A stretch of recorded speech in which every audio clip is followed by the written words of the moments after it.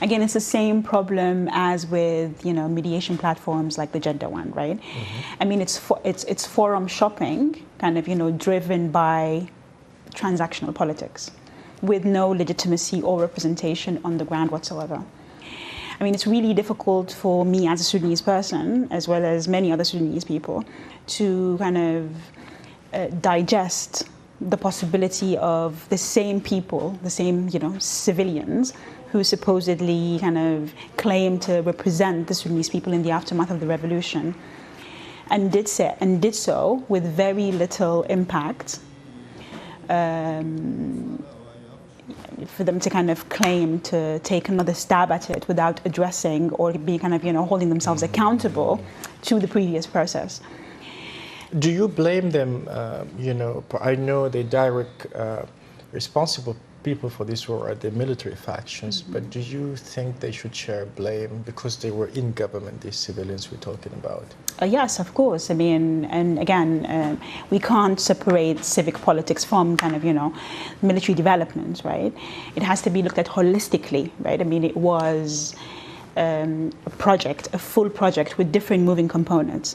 A civilian one, right, that attempted reform but failed, but there was also kind of, you know, the security aspect of it, there's a militarized aspect of it, there's the economic aspect of it, and they're all intertwined. In this very chaotic and violent environment, you have the military factions, you have the civilians, they're not organized. Is there anything that gives you hope? Is there, do you see any light at the end of this tunnel, however long it's going to be? I do.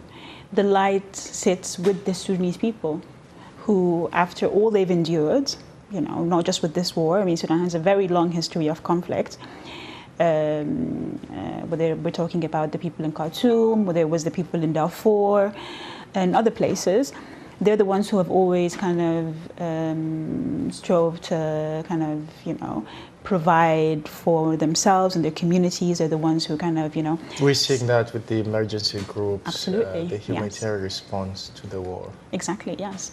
I mean, and yes, of course, the focus now is humanitarianism, right? And especially with the specter of famine looming, it is the Sudanese community that's feeding the Sudanese community, but it's also the one providing security, it's providing shelter. The spectrum of, you know, life-saving services and activities that the, you know, the people on the ground are providing for each other goes way beyond just feeding each other.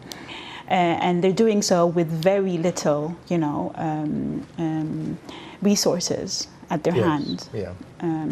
Which also speaks... They're basically on their own. Yes, exactly. Which speaks to, you know, their kind of, you know, their versatility, but also their capability.